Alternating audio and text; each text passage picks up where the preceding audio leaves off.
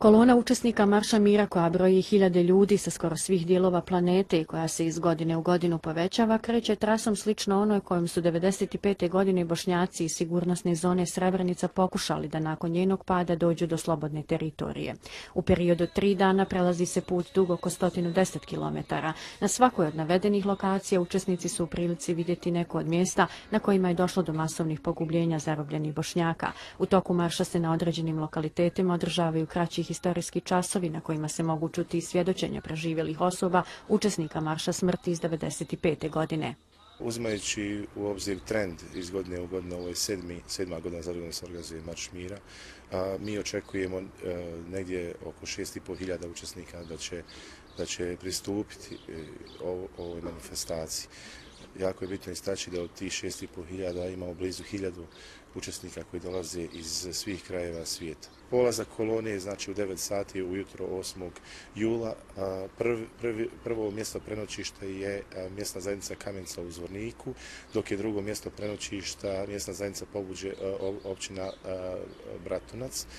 10. jula u 5 sati popodne očekujemo ulazak kolone u memorijalni centar. Pohod je protestni, njegova misija animiranje svih relevantnih aktera za brže hapšenje i procesuiranje osoba odgovornih za počinjene zločine kako bi pravda bila zadovoljena, što je ujedno i preduslov za izgradnju trajnog mira i tolerancije. Stoga je važnost i ovogodišnjeg marša mira nemjerljiva. Međutim, mogućnosti organizatora su sve manje, pa je logistička podrška i pomoć svih neophodna i dobrodošla. Uzimajući u obzir da je sve veće interesovanje za ovom aktivnošću, a naši partneri, prvenstveno Oružane snage Bosne i Hercegovine koje imaju određeni smještajni kapacitet, nisu u mogućnosti da taj smještajni kapacitet proširuju.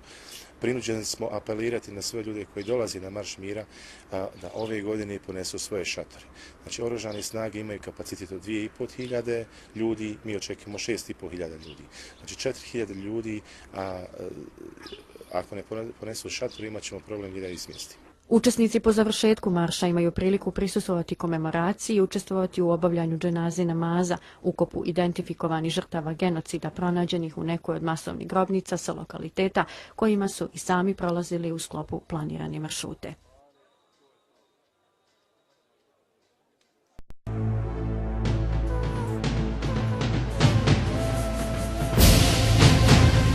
Da svjedoci živi ne bi ostali, kaznene su svud vodove poslali, kao da se ne radi o ljudima, hladnokrvno život se oduzima. Da su vjere barem malo imali i da su se dragog Boga bojali, nikad ne bi tako nešto radili i tuđim se bolom ne bi sladili. O kakvoj se tragediji radilo, da je cijelo čovečanstvo saznalo. Kamioni starih majki i djece vozili su izvan Srebrenice. Konvencije sve su pogažene, majke, nene, sestre ponižene. Takve slike obišle su cijeli svijet. Jel moralo toliko ljudi umrijet?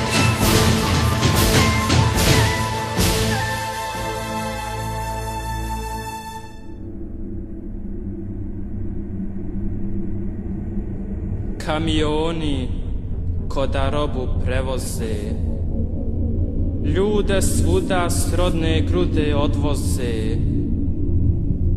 Prema Tuzli kolona se zaputi, kao roblje žene djeca rasuti. Jednoj majci nema sina Hasana, drugoj majci Mirsada i Adnana, treća žali Enesa i Emira. Nema živog koga ovo ne dira. Gdje si, dragi, mili sine Nermine?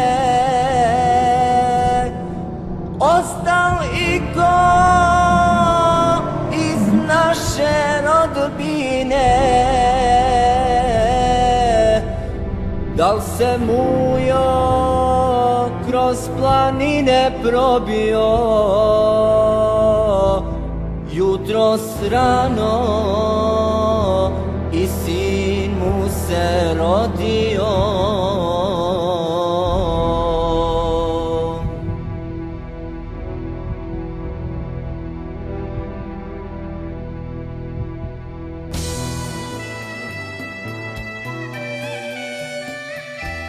Kad prognani u Tuzli se nađoše, od umora i od tuge padoše, za utjehu falile su riječi, svi su znali, a niko da spriječi. Stare nene, unuke i unuci, sve dječica, svi mahom su osnovci. Suze vrele, liju se niz obraze, a minuti kao vječnost prolaze. Neko naglas svu cersku proziva, ali se na to niko ne odaziva. Kamenicu jedan dedo spominje, potom čuješ gotov cijelo Podrinje. Iz Konjević polja žene jecaju, za sudbinu svojih milih ne znaju. Nema više mog sina jedinca, tužno zbori majka iz Bratunca. Trebalo je vidjet svako lice, da li žepe ili vlasenice. Posebno je bila tužna slika kad se našle sestre iz Vornika.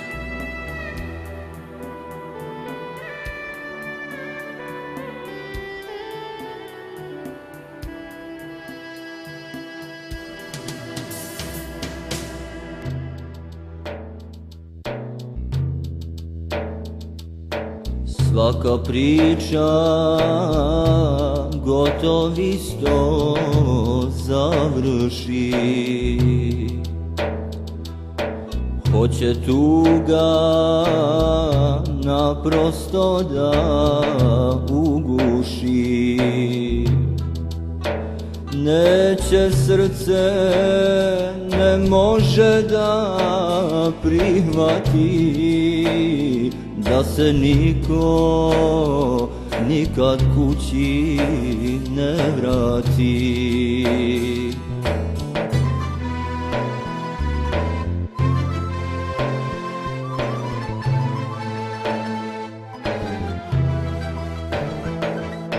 Šta su djeca i ko mogla skriviti, i kako će s vječnim bolom živjeti.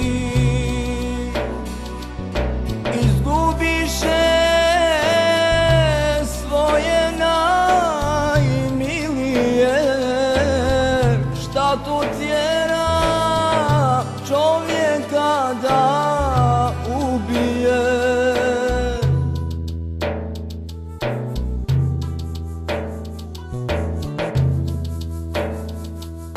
Šta je tome svemu razlog najveći, da se pokolj nije mogo izbjeći. Svi su oni zvjerski ubijani, samo zato što su muslimani.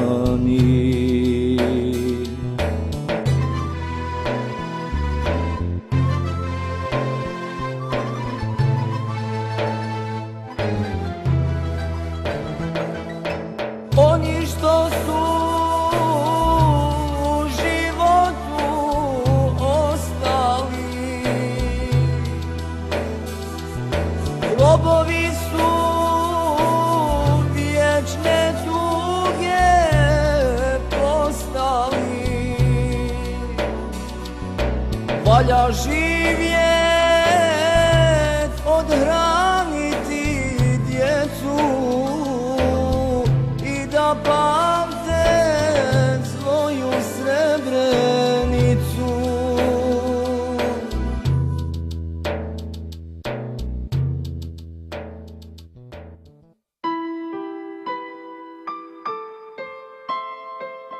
Istuzle se na sve strane selili i tu su se mnogi bliski rastali. Neki došli u Bosni do stana, mnogi prešli preko okeana. Još i danas javljaju se gdje su, ostavljaju svojima adresu. Po svijetu su svuda raseljeni, ali znaju gdje su korijeni.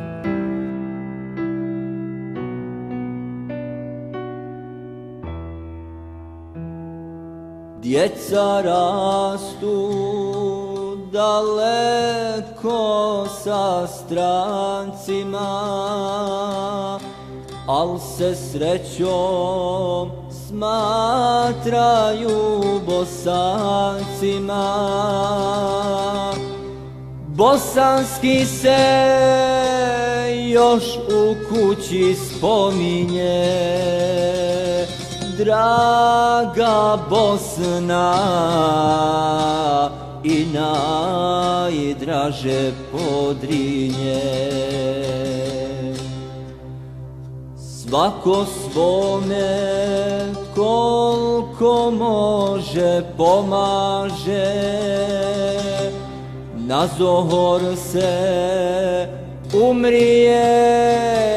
ne može. Pružit ruku bratu u nevolji, zlo i dobro sa njim da se podijeli. U Bosni su ruke ljudi pružili, napaćenom svijetu da bi služili. Na stotine naselja je pravljeno, muhadžira tu je mnogo zbrinjeno.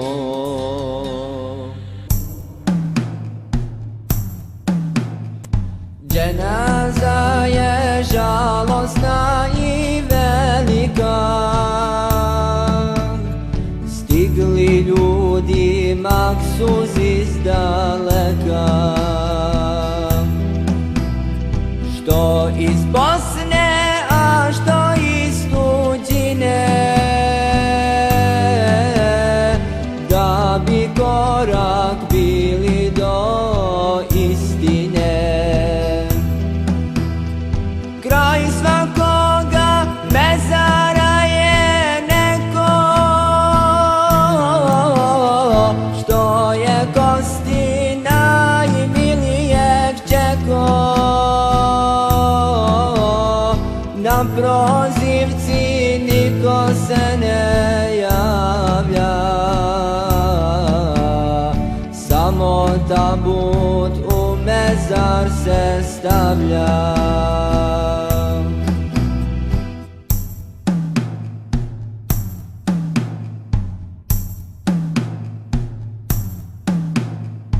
Godinama znali da ih nema, al bol ništa nije umanjena. Baš naprotiv kao da je sada, svud se plače, u nesvijest pada. Svako svoga po imenu zove, upućuje Fatihu i dove, mada srce od tuge se kida. Znaju mezar svojega šehida.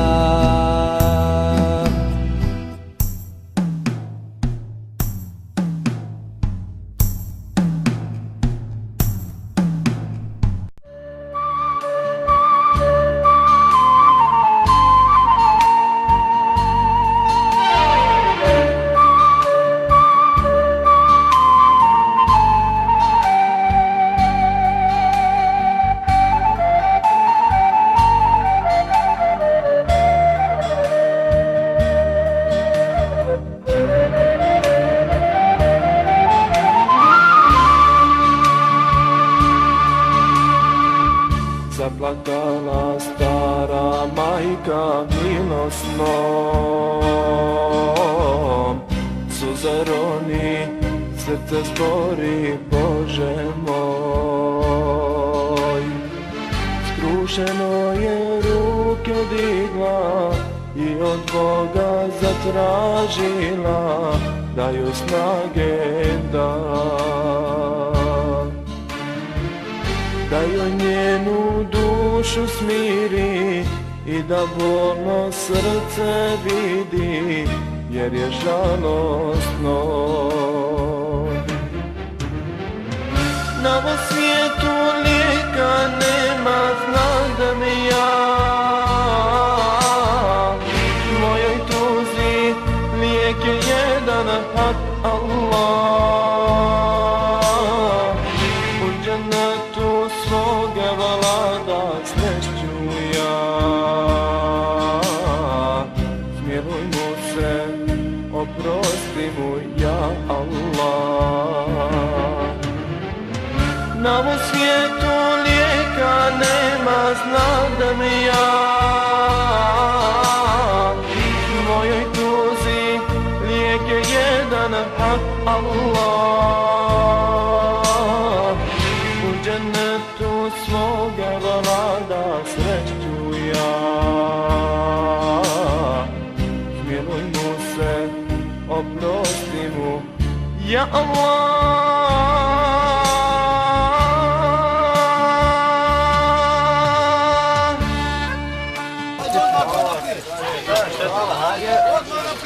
Okay.